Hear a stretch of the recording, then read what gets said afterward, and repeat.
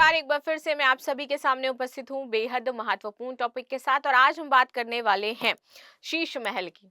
तो शीश महल सुनते ही आपको पता भी चल गया होगा कि जो दिल्ली का सीएम हाउस है, इसको लेकर के सीवीसी ने कार्रवाई करने और उसकी जांच करने के आदेश दे दिए हैं कि आप इसमें पैसा कहां से लगाया गया है, कितना पैसा लगा है, किन सोर्सेस से पैसा आया है, इन सभी की जांच करिए। और अगर इसमें भी केजरीवाल जी भ्रष्ट पाए जाते हैं या कोई भी अगर ऊंच नीच होती है प्रोसेस में, तो अभी शराब घोटाले को लेकर के तो उनको जेल जाना ही है। अब एक और चार्ज उनके ऊपर लग सकता है। तो ये कुछ इस तरीके से रिनोवेट किया गया है दिल्ली का सीएम हाउस, और अंदर आपको कुछ इस तरीके से देखने को मिलेगा।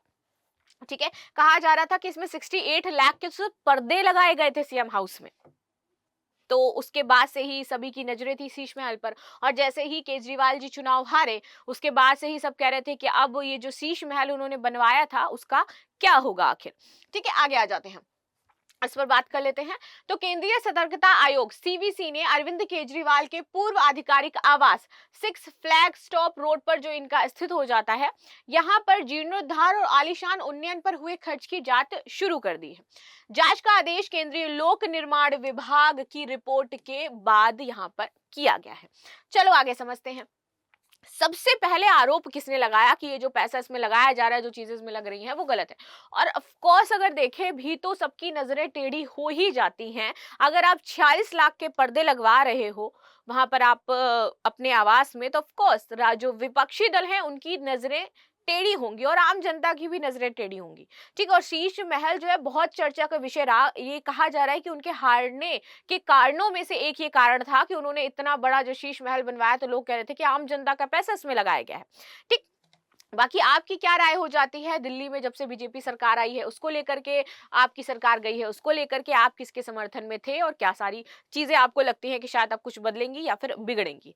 ठीक, तो भाजपा नेता विजेंद्र गुप्ता ने 14 अक्टूबर 2024 को शिकायत दर्ज की अरविंद केजरीवाल के पूर्व आधारिक जो आधिकारिक आवास है उस पर अनाधिकृत निर्माण किया गया है। ठीक है, यानी कि उस पर परमिशन नहीं थी। आरोप है कि निर्माण में ग्राउंड कवरेज और फ्लोर एरिया रेशियो मापदंडों का उल्लंघन किया गया है। राजापुर रोड पर प्लॉट नंबर 45 और 47 सहित सरकारी संपत्तियों को ध्वस्त करके नए ढांचे में मिला दिया गया। 21 अक्टूबर 2024 को विजेंद्र गुप्ता ने एक और शिकायत दर्ज करी, जिसमें केजरीवाल के आवास पर असाधारण नवीनीकरण करवाना और आंतरिक सजावट के लिए सार्वजनिक धन के दुरुपयोग का आरोप लगाया गया। यानी कि उन्होंने जो 46 लाख के पर्दे लगाए हैं, वहां पर जो आलीशान उन्होंने झुमरी लगा रखी है, जो उन्होंने जकूजी बनवा रखे हैं अपने, उसमें जो पैसा लगा था, जो सीएम के पास पैसा आया था, वो आया था कि दिल्ली की आम जनता को सर्व करना है। वो पैसा उन्होंने किसमें लगा दिया? अपने आवास में।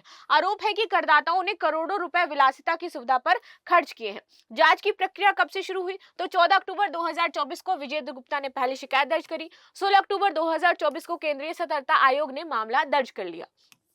नवंबर 2024 में सीवीसी ने मामले में आगे जांच के लिए केंद्रीय लोक निर्माण विभाग को भेज दिया। इसको सीपीडब्ल्यू को निर्देश दिया गया कि वे आरोपों की तथ्यात्मक जांच करें और रिपोर्ट प्रस्तुत करें। 13 फरवरी 2025 को सीपीडब्ल्यू ने सीवीसी को तथ्यात्मक रिपोर्ट प्रस्तुत करी और सीपीडब्ल्यू ने कहा कि ठीक है, आपकी रिपोर्ट के आधार पर हमें ये लग रहा है कि यहाँ पर सारी चीजें जो है वो गलत हुई हैं, तो अब इनकी जांच आप शुरू कर दीजिए। ठीक है, चलिए आगे बात करते हैं केंद्रीय सतर्कता आयोग की भूमिका और महत्व के बारे में।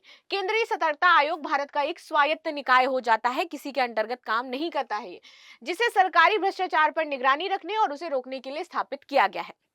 तो किसी सरकार के अंतर्गत नहीं है, क्योंकि ये निगरानी ही किसकी देखता है? भ्रष्ट जो अधिकारी हैं, भ्रष्ट सरकार है, उनकी निगरानी करता है ये संगठन सरकारी विभागों और लोक उपक्रमों में भ्रष्टाचार, पक्षपात और अनियमितताओं की जांच करता है। स्थापना और कानूनी आधार, तो सीवीसी की स्थापना 1964 में संथानम समिति की सिफारिशों के आधार पर की गई थी। इसे 2003 में एक संवैधानिक निकाय का दर्जा दिया गया और केंद्रीय सतर्कता आयोग अधिनियम 2003 के तहत कानूनी अधिकार इसको प्राप्त हो गए। सीवीसी की प्रमुख भूमिका, तो भ्रष्टाचार निवारण सबसे प्रमुख काम है इसका। सरकारी संगठन जो है उनसे भ्रष्टाचार समाप्त करना। जांच और अनुशासनात्मक जो कार्रवाई है कि अनुशासन पूर्व कार्रवाई की जाए पूर्ण रूप से, तो वो यहाँ पर करना है। सतर्कता, जागरूकता, भ्रष्टाचार के खिलाफ जागरूकता अभियान चलाना है। केंद्रीय जांच ब्यूरो सीबीआई की निगरानी करता है कि उसने तो कहीं जांच के दौरान भ्रष्टाचार संबंधी चीजें नहीं करी है। वो सिफारिशें और नीतिगत सुधार, सरकार को भ्रष्टाचार रोकथाम हेतु ये सिफारिशें देता है और उसको कैसे रोक सकते हैं, उनका कि भ्रष्टाचार ना हो, तो वो भी ये बताता है। संरचना। सीवीसी में एक केंद्रीय सतर्कता आयुक्त और अधिकतम 2 सतर्कता आयुक्त होते हैं। इनकी नियुक्ति राष्ट्रपति द्वारा प्रधानमंत्री, गृह मंत्री और विपक्ष के नेता की समिति की सिफारिश पर ही की जाती है। विपक्ष नेता शामिल रहेगा इसमें। कार्यप्रणाली। सीवीसी स्वतः संज्ञान लेकर या किसी भी सरकारी एजेंसी से अगर कोई शिकायत मिलती है तो उसके आधार पर कार्रवाई शुरू करती है। जैसे यहाँ पर बीजेपी ने शिकायत करी, ये सतर्कता रिपोर्ट तैयार करता है और आवश्यक अनुशासनात्मक जो कार्यवाही है वो यहाँ पर सिफारिश करता है। सीवीसी के अधिकार और सीमाएं। देखो, किसी भी सरकारी विभाग से सूचना मांगने का अधिकार है उसको। सीबीआई और अन्य जांच एजेंसियों की जांच के निर्देश वो स्वयं दे सकता है। भ्रष्टाचार निरोधक उपायों की सिफारिश कर सकता है। ठीक है, सीवीसी के पास खुद से किसी आरोपी को दंडित करने का लेकिन अधिकार नहीं हो जाता। ये सिर्फ जांच करने के आदेश देगा, रिपोर्ट मांग सकता है, लेकिन ये किसी को दंड नहीं दे सकता है। ये केवल सिफारिश कर सकता है और अंतिम निर्णय संबंधित विभाग या सरकार द्वारा ही लिया जाएगा। सीवीसी का महत्व। सीवीसी सरकारी प्रशासन में पारदर्शिता और जवाबदेहिता सुनिश्चित करता है। भ्रष्टाचार को रोकने, सुशासन को बढ़ावा देने तथा महत्वपूर्ण भूमिका उसमें निभाता है।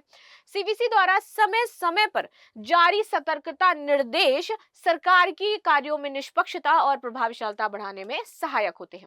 केंद्रीय लोक निर्माण विभाग के बारे में बात कर लेते हैं। तो ये भारत सरकार का एक प्रमुख संगठन है जो सार्वजनिक निर्माण कार्यों की देखरेख करता है। जो सार्वजनिक मतलब जो आम जनता या फिर ऐसे सार्वजनिक निर्माण के कार्य हो रहे हैं वो सारी चीजें देखता है।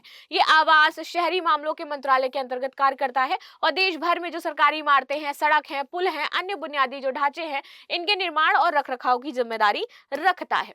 ठीक है, सीपीडब्ल्यू की स्थापना की बात करें, सीपीडब्ल्यूडी, ठीक है, तो इसकी स्थापना जो हुई थी वो 1854 में हुई थी। ये देश में बुनियादी ढांचे के निर्माण एवं प्रबंधन में महत्वपूर्ण भूमिका निभाता आ रहा है। प्रमुख कार्य। तो ये सरकारी भवनों का निर्माण एवं रखरखाव करता है, सड़क एवं पुल का निर्माण करता है, चाहे वो राष्ट्रीय हो, चाहे वो अंतरराज्यीय हो, चाहे वो फ्लाईओवर हो, चाहे वो के पुल हो। ठीक है, सरकारी भवनों में संसद भवन, राष्ट्रपति भवन, सरकारी कार्यालय, आवासीय परिसर सब आ जाते हैं आपके।